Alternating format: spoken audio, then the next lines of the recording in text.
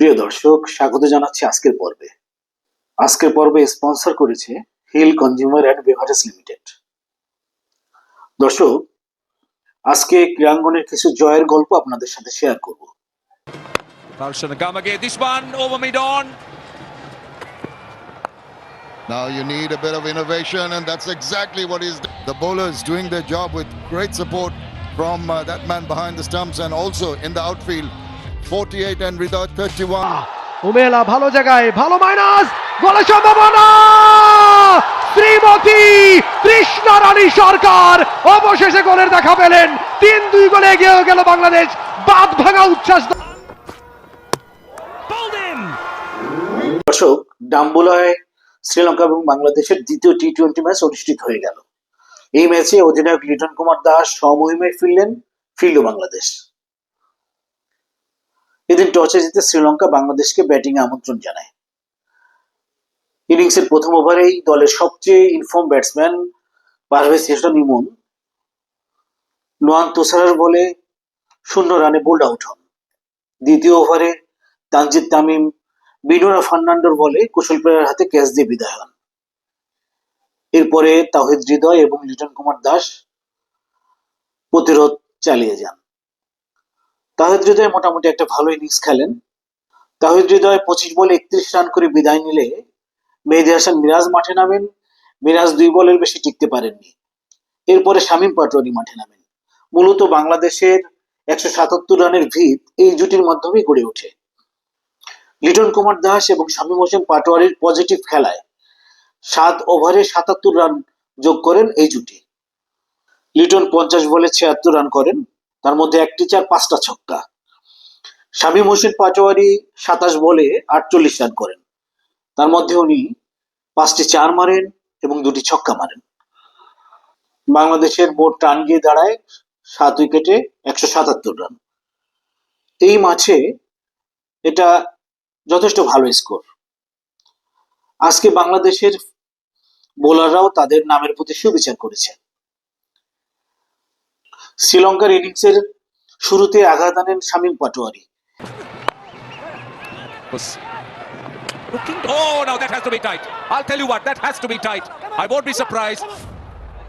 Rolling forward, the batter well short of the crease, and I have a decision for the big screen. And Baskin going for runs. That's gone. That's a soft dismissal. Shariful strikes. Extremely good catch by the man at cover. For some reason, Kusal Perera stopped his shot going through it. Rishad Hossain initially misjudged it. Picked that up. There's a fielder trying to come round and getting it. This is Shamim. Shamim পাটোয়ারির অসাধারণ থ্রোতে run out হয়ে প্যাভিলিয়নে ফিরে যান দলের সবচেয়ে inform batsman কুশল মেন্ডিস। এরপরে জোড়া আঘাত আনেন শরীফুল ইসলাম। শরীফুল একে একে বিদায় করেন কুশল পেরেরা এবং আভিস্কো ফার্নান্ডোকে। 30 রানের মধ্যে 4 উইকেট হারিয়ে বসে শ্রীলঙ্কা। সেই চাপ আর শ্রীলঙ্কা কাটিয়ে উঠতে পারেনি। এরপরে মোস্তাফিজুর রহমানের মাপা বোলিং এবং রিশাদ হোসেনের অসাধারণ ঘূর্ণি মাত্র 94 রানে শ্রীলঙ্কা গুটিয়ে যায়। দর্শক, বেশ কিছুদিন যাবৎ একটা বিষয় লক্ষ্য করছি, যখন বাংলাদেশ দল নিয়ে প্রত্যাশা অনেকটাই কমে যায় তখন বাংলাদেশ ভালো খেলে। চাপের মধ্যেও বাংলাদেশ বেশ ভালো খেলে। গতকালকের ম্যাচটাও এরকমটাই হয়েছে। শ্রীলঙ্কার সাথে প্রথম ম্যাচ হারার পরে গতকালকে যেভাবে বাংলাদেশ জিতেছে সেটা আশা করিনি, কল্পনাও করিনি। বাংলাদেশ সেটা করে দেখিয়েছে। এখন আমরা সিরিজ জয়ের আশা করতেই পারি। দর্শক, আমরা সাফ অনূর্ধ্ব-20 ফুটবলের খবর শেয়ার করতে চাই আপনাদের সাথে। নেপালের সাথে ম্যাচে বাংলাদেশ 3-2 গোলে জিতেছে এবং অন্তিম মুহূর্তে কৃষ্ণা রানীর গোলে বাংলাদেশ জয়ের মুখ দেখেছে। বাংলাদেশ ফেভারিট হিসেবে মাঠে নেমেছিল। দর্শক, আপনারা জানেন নেপালের সাথে কিন্তু আমাদের মেয়েদের খেলাটা হাড্ডাহাড্ডি লড়াই হয়। বিভিন্ন টুর্নামেন্টের ফাইনালে নেপালের সাথে মুখোমুখি হয়েছে বাংলাদেশ নারী ফুটবল দল এবং সবখানেই হাড্ডাহাড্ডি লড়াই হয়েছে। গতকালকে আমাদের দেশের মাটিতে আক্রমণে বাংলাদেশে এগিয়ে ছিল এবং মিনিট পর্যন্ত 2 গোলে বাংলাদেশ এগিয়ে ছিল। দারুণ একটা বলের সাপ্লাই, মুন্টি এখনো রেখেছেন আউটসাইড ইনসাইড করে, মুন্টি গোলের সম্ভাবনা, এবং গোল বাংলাদেশের অ্যাটাক। মুনকি থেকে শান্তি, সাগরিকা ছুটছেন ভেতরে, শান্তি সময় নিচ্ছেন, ব্যাক পোস্টে গোলের সম্ভাবনা, এখনো বিপদ কাটেনি সাগরিকার গোল, 2-0 ব্যবধানে এগিয়ে গেল বাংলাদেশ। পরের 10 মিনিটেই হুট করে এলোমেলো হয়ে যায় সবকিছু। মাত্র 10 মিনিটের মধ্যে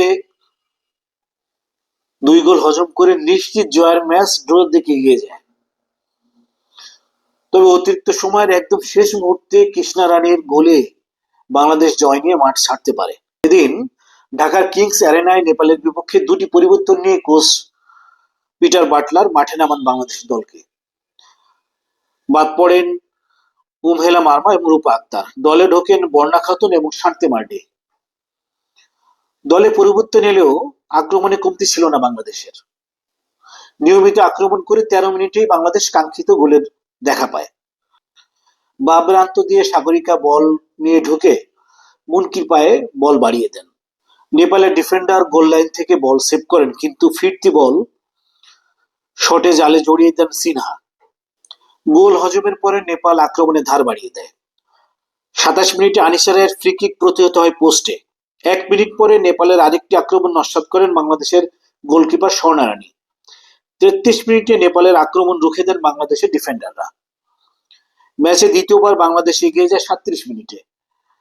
গোল করেন হ্যাটট্রিক করা সাগরিকা, যিনি শ্রীলঙ্কার বিপক্ষে গত ম্যাচে হ্যাটট্রিক করেছিলেন।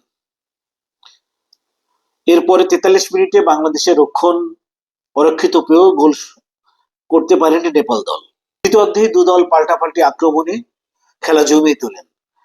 তবে ম্যাচের 56 মিনিটে 2 দলের উত্তেজনা গড়ায় মারামারি এবং হাতাহাতিতে। এর জেরে বাংলাদেশের সাগরিকা এবং নেপালের সিমরানকে লাল কার্ড দেখে মাঠ ত্যাগ করতে হয়। এতে 10 জনে পরিণত হয় 2 দলই। ম্যাচের 75 মিনিটে পেনাল্টি পায় নেপাল এবং সেখান থেকে গোল করেন, এবং 86 মিনিটে মিনার দেওয়া গোলে নেপাল সমতায় ফেরেন। এরপরে খেলা গড়ায় অতিরিক্ত সময় 7 মিনিট দেওয়া হয়। খেলা যখন ড্রয়ের দিকে এগিয়ে যাচ্ছে, দর্শক যখন ধরে নিয়েছে যে এই ম্যাচ বুঝি 2-2 গোলে ড্র হবে, শেষ বাজি বাজার কয়েক সেকেন্ড আগে দারুণ এক গোল করেন তৃষ্ণা রানী। তার এই গোলে বাংলাদেশের দর্শক এবং কোচ পিটার বাটলার হাঁপ ছেড়ে বাঁচেন। দর্শক, গ্লোবাল সুপার লিগে রংপুর রাইডার্স তার টানা দ্বিতীয় জয় তুলে নিয়েছে। শ্বাসরুদ্ধকর এই ম্যাচে মাত্র 1 রানে জয়লাভ করেছে রংপুর রাইডার্স। এদিন তারা মুখোমুখি হয় হোভার্ট হারিকেনের সাথে। প্রথমে ব্যাট করতে নেমে রংপুর রাইডার্স 6 উইকেটে 151 রান করে। হোভার্ট হারিকেন জবাব দিতে নেমে প্রথম 5 ওভারে 51 রান করে ফেলে। 6ষ্ঠ ওভারে বোলিং করতে এসে 19 বলে 34 রান করা ম্যাকডরমেটকে ফিরিয়ে দেন খালেদ। নিজের পরের ওভারে কোনো উইকেট না পেলেও মাত্র 4 রান দেন খালেদ। 17তম ওভারে খালেদ যখন বোলিং করতে আসেন, তখন হোভার্টের দরকার ছিল 24 বলে 36 রান। শুরুতেই 4 রান হজম করলেও ওই ওভারে খালেদ ফিরিয়ে দেন 13 বলে 20 রান করা স্মিথকে। 19তম ওভারে খালেদ বোলিং করতে এসে আরো 2 উইকেট তুলে নেন। 4 ওভারে 26 রান দিয়ে খালেদ নেন 4 উইকেট, যেটা তাকে পরপর 2 বার ম্যান অফ দ্য ম্যাচ হতে সাহায্য করে। শেষ ওভারে হোভার্ট হারিকেনের দরকার ছিল 13 রান। বোলিং এ আসে আজমতুল্লাহ মুরজাই। প্রথম বলেই মোহাম্মদ নবী ছক্কা মারেন। তার 1 বল পরেই নবীকে অসাধারণ ক্যাচে পরিণত করেন Iftekhar Ahmed. Down the ground, there's a man in the deep, can you get there? Oh my word! Pump down the ground, Big Billy, use those legs, can you get back for 2? Ifty's a fielder, he's run out! Rangpur Riders win! A nail biter! Outstanding composure from Iftikhar Ahmed, who took a great catch to get rid of Nabi, and then a bullet throw to এবং খেলা অনেকটাই ঝুঁকে পড়ে রংপুরের দিকে, এবং শেষ বল পর্যন্ত 1 রানের কমে এসে থেমে যায় হোভার্ট হারিকেনের ইনিংস, এবং টানা দ্বিতীয় জয় পায় রংপুর রাইডার্স। প্রিয় দর্শক, এইখানে নুরুল হাসান সোহানের অধিনায়কত্বের প্রশংসা করতেই হবে। দুটি ম্যাচ তার অসাধারণ অধিনায়কত্বের ছাপ পাওয়া গেছে। এত ক্লোজ দুটি ম্যাচ যেখানে নুরুল হাসান সোহান অত্যন্ত ঠান্ডা মাথায় বিচক্ষণতার সাথে ম্যাচ পরিচালনা করেছেন। খালেদকে কিভাবে ব্যবহার করলে শতভাগ সাফল্য পাওয়া যাবে সেটা তিনি এই ম্যাচে দেখিয়েছেন। খালেদকে আমাদের দেশে টি-20 বোলার হিসেবে সাধারণত নেওয়াই হয় না, অথচ খালেদ এই দুইটি টি-20 ম্যাচে ম্যান অফ দ্য ম্যাচ নির্বাচিত হয়েছেন। এখানে অধিনায়ক নুরুল হাসান সোহানকে বাহবা দিতেই হবে। দর্শক, অনেকদিন পরে বাংলাদেশের তিনটি ক্রীড়াঙ্গনের সুখবর আপনাদেরকে দিতে পারলাম। আমরা তো আশা করব এরকম দিন যেন বারবার ফিরে আসে। ধন্যবাদ প্রিয় দর্শক, ভালো থাকবেন। সামনে অন্য কোনো খেলার খবর নিয়ে হাজির হব।